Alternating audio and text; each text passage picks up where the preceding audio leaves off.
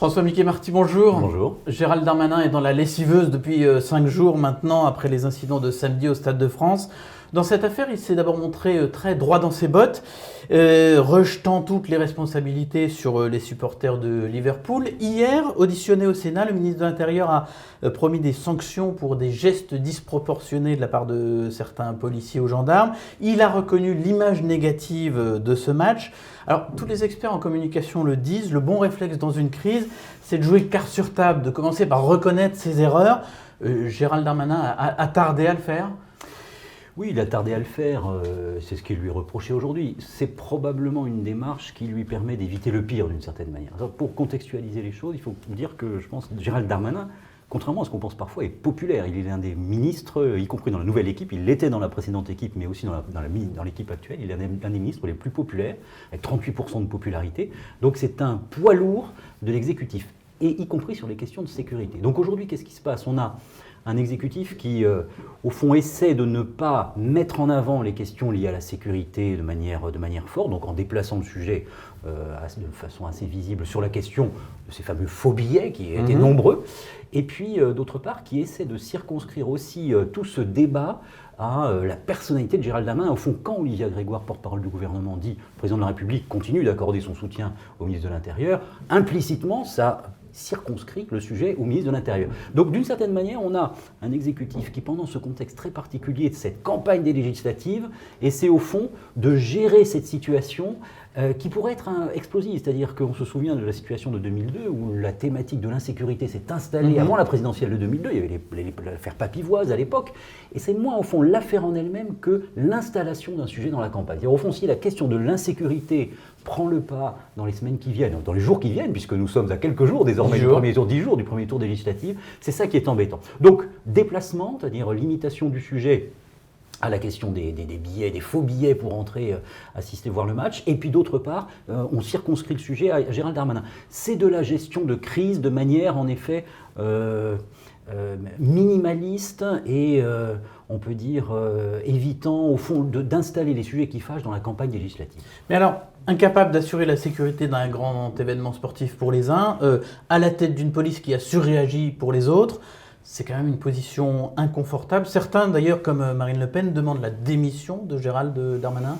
Oui, alors là, on entre en effet dans la confrontation des préoccupations affichées par les uns par les autres.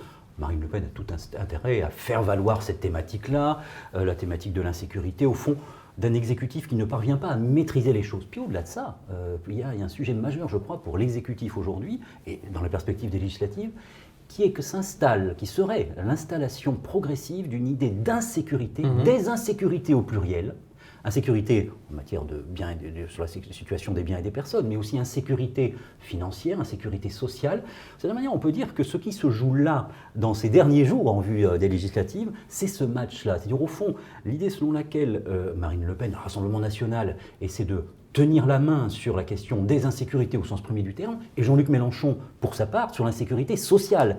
Donc le jeu qui se met en place là est celui, au fond, d'une concurrence et du risque pour l'exécutif et pour la majorité présidentielle, de voir s'installer l'idée d'une insécurité qui soit associée au fond aux candidats de la République En Marche, Renaissance, etc.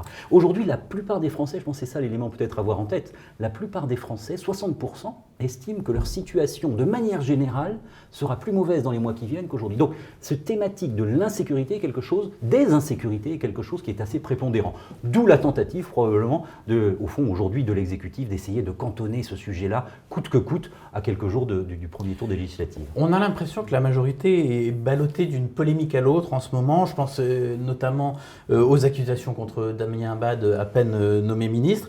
Est-ce que l'absence ou presque de campagne législative de la part du président, de la part de la première ministre, l'absence d'annonce du gouvernement, place la Macronie à découvert en quelque sorte, à la merci du moindre imprévu de l'actualité ? Oui, alors c'est en effet la principale particularité de la situation actuelle. Il faut dire peut-être en amont que cette campagne présidentielle qu'on a vécue, et puis la campagne des législatives qu'on est en train de vivre aujourd'hui, nourrit un très fort ressentiment démocratique. On a aujourd'hui les 2/3 des Français qui estiment que la démocratie ne fonctionne pas bien et que, au fond, ce qui prévaut au terme de cette campagne présidentielle, puis dans le contexte actuel, c'est cette idée d'une insatisfaction démocratique. Pourquoi? Parce que vous le dites très justement, le débat des idées, le débat des confrontations de projets n'a pas véritablement lieu, parce qu'ensuite une partie des Français estime que les thèmes dont on débat, dont on parle, qui sont portés par les candidats ne correspondent pas véritablement à ceux qui sont chers aux préoccupations des uns et des autres. Et puis surtout, il y a un manque de projection dans l'avenir. Aujourd'hui, on a ce qui est quand même sidérant, 68% des Français sont plus inquiets pour l'avenir qu'ils ne l'étaient avant la campagne présidentielle. Donc on a non seulement des campagnes présidentielles, des campagnes qui ne fonctionnent pas, mais y compris des campagnes contre-productives. C'était vrai pour la présidentielle, c'est vrai aujourd'hui pour les législatives. Alors, on voit ce qui sous-tend tout cela, au fond, la volonté peut-être de la majorité, d'Emmanuel Macron, aujourd'hui de La République En Marche et des alliés de La République En Marche, au fond de faire prévaloir leur situation privilégiée, au fond l'avantage dont ils bénéficient en termes d'opinion, et de ne pas prendre de risques. Ça nourrit en effet des inquiétudes démocratiques, mais au fond c'est peut-être dans la logique de pilotage, d'approche de ces campagnes élections présidentielles et législatives, une volonté d'essayer de maintenir la situation le plus longtemps possible. C'est au fond l'idée d'enjamber un petit peu les élections présidentielles puis législatives. Tiens, malgré tout, un thème qui domine depuis plusieurs mois maintenant, c'est celui de l'inflation. Est-ce que ça bénéficie à un camp ou à un autre? Est-ce que ça pénalise particulièrement un camp ou est-ce que c'est assez neutre finalement? Alors, c'est très important bien sûr, on se souvient de l'importance du pouvoir d'achat. Ce dont on parle là, ça fait partie des 3 thématiques principales pour les Français, c'est-à-dire la question du pouvoir d'achat et donc de l'inflation, la question de l'insécurité, la question climatique aussi, mais qui est moins évoquée aujourd'hui. Donc c'est très important, ça peut être bénéfique pour... Alors, on parlait tout à l'heure de Marine Le Pen, cette fois-ci pour Jean-Luc Mélenchon et pour les candidats de la France Insoumise, parce que la France Insoumise a des propositions fortes, notamment amener le SMIC à 1 500 € par mois, etc. Ce qui est très frappant là aussi, sur ces sujets-là, c'est au fond la fragilité, voire on pourrait dire même la faiblesse du débat démocratique sur cette question de l'inflation. C'est la question économique majeure depuis le début de l'année. Les dirigeants d'entreprise sont principalement préoccupés par la question de l'inflation. Dans le pack de mesures présentées par l'exécutif, au fond, la plupart des mesures qui sont les plus populaires sont les mesures de réintervention de l'État. D'ailleurs, au fond, des indexations du gel des fonctionnaires, revalorisation du minimum vieillesse à 1 100 €. D'ailleurs, au fond, comme il allait de soi qu'en période d'inflation, eh bien d'une certaine manière, l'État devait abonder de manière de plus en plus forte. Ce qui se comprend très bien, ce qui a sa légitimité. Enfin, il existe d'autres solutions en termes pour faire face à l'inflation, et puis tout ça présente des risques importants. Donc à court terme, en effet, ces questions liées au pouvoir d'achat peuvent être, au fond, bénéfique pour les candidats de la France Insoumise parce qu'ils portent une forme de radicalité qui est facilement audible. Mais ce qui manque en effet, je crois, c'est principalement cette idée d'un débat qui permettrait d'aborder différentes hypothèses pour faire face à ces questions d'inflation. Aucun sondage n'envisage une autre issue qu'une victoire de la majorité présidentielle au second tour du fait du mode de scrutin. En revanche, au premier tour, les pourcentages s'annoncent serrés entre le bloc macroniste, l'union de la gauche et l'extrême droite. Est-ce que l'ordre d'arrivée du premier tour aura une importance politique pour la suite? Bien sûr, et il faut prendre, je pense, en compte la mesure de ce qu'on est en train de vivre là. C'est-à-dire qu'on a vécu, il y a quelques règles de la science politique qui étaient établies depuis fort longtemps. On disait on a scrutin majoritaire à 2 tours, ça entraîne nécessairement, on appelait ça à l'époque un quadrille bipolaire, 4 partis politiques. Bon, on voit que ça n'est plus vrai. Et puis surtout, il y a cette idée du fait majoritaire. Alors, fait majoritaire, c'est une vieille idée où on a une sorte d'automaticité entre la présidentielle et législative. On dit toujours, les Français votent à la présidentielle comme ils votent à la législative et inversement, parce que ça donne au fond, il y a une cohérence dans l'expression des suffrages. Sauf que, aujourd'hui, vous voyez l'importance de l'abstention. On a eu 74% de participation au premier tour de la présidentielle. La dernière fois aux législatives, on était à 49% de participation. Aujourd'hui, on est sur des estimations qui tournent autour de 47%. Ça veut dire que vous perdez beaucoup de monde en cours de route. Donc cette idée, qui est toujours dans les grandes lignes valables, au fond, la plupart des gens, en effet, ont l'intention de voter comme ils ont voté pour la présidentielle, mais peut être très perturbée par la participation, par l'abstention. Et au fond, il n'y a pas de règle. Je crois que c'est l'un des enseignements majeurs de ce qu'on vit aujourd'hui. Il n'y a pas de règle intangible, foncière, qui ferait que on vote à la présidentielle, on reconduit dans une majorité législative conforme au résultat de la présidentielle. Même, on pourrait imaginer une volonté de diversifier les suffrages. Dans un monde, au fond, où on a beaucoup plus de versatilité, où les identifications politiques sont de moins en moins arrêtées, on pourrait voter autrement, ou tout au moins s'abstenir. Et donc, l'un des enjeux majeurs, en effet, dans ces derniers jours en vue des législatives, c'est le volume de participation. Jusqu'ici, les électeurs de la République En Marche, Renaissance, puis Ensemble, pour citer les trois entités, sont les plus à même de participer.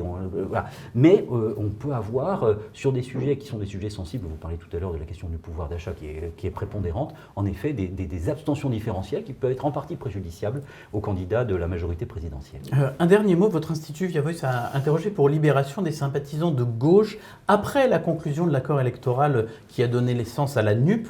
Alors entre 60 et 69% d'entre eux pensent que les Verts, les socialistes et les communistes ont renoncé à des valeurs et des idées fondamentales pour s'allier avec les insoumis, sur l'Europe notamment, mais ils sont 78% à dire qu'ils approuvent cette alliance. Ça veut dire quoi? Ça veut dire que l'état d'esprit, c'est d'abord l'efficacité électorale, d'abord battre Emmanuel Macron à cette législative? Oui, alors ce que vous dites est très juste et très frappant, parce qu'on pourrait imaginer au fond qu'il s'est créé dans le cadre de cette NUPES une convergence des visions et une capacité à fédérer les gauches dans leur diversité. Bon. Les chiffres que vous donnez là sont très intéressants parce que il révèle au fond une réalité beaucoup plus pragmatique et beaucoup plus terre-à-terre. En effet, le premier enseignement, c'est l'idée de la nécessité de faire des alliances pour faire des scores qui soient moins mauvais, notamment dans le cadre des législatives. Et puis, en effet, cette idée, vous le disiez très justement, plus de 60% des sympathisants de gauche, de manière générale, en fonction des différentes sensibilités, estiment qu'il y a eu un renoncement sur les idées. Alors c'est vrai sur le nucléaire, c'est vrai sur l'Europe, on voit la liste des sujets sur lesquels, au fond, des sympathisants socialistes, écologistes ou communistes, notamment sur le nucléaire, peuvent estimer que leurs idées à eux ne sont pas portés par Jean-Luc Mélenchon. Donc ce qui se cache derrière au fond, cette façade électorale et considérée comme utile sur le plan des élections, c'est au fond une part d'amertume et au fond l'idée selon laquelle ces alliances sont des alliances par défaut nécessaires et qui traduisent la faiblesse d'une partie des sensibilités de gauche. Et au fond, la suprématie, bien entendu, de la France insoumise par rapport aux autres. Donc, ça n'est pas tout à fait, aux yeux même des sympathisants de gauche, qui sont les électeurs de la gauche, ça n'est pas tout à fait une dynamique électorale heureuse dans une gauche retrouvée qui va vers de nouveaux horizons de manière positive et enthousiaste. Au fond, ce sont beaucoup des alliances nécessaires, au fond une organisation électorale en vue des législatives en partie contrainte, tout simplement pour obtenir des scores qui soient les moins mauvais possibles, au prix de renoncement. Donc on peut supposer, si on tire les fils de tout ça, que dans le cadre des élections législatives, tout cela est nécessaire et bienvenu, mais qu'à terme, il y aura probablement des incertitudes, voire des oppositions, des contestations pendant les années qui viennent, parce que tout cela sur le plan des valeurs, sur le plan programmatique, ne va pas de soi. Merci beaucoup François Biquet. Merci à vous.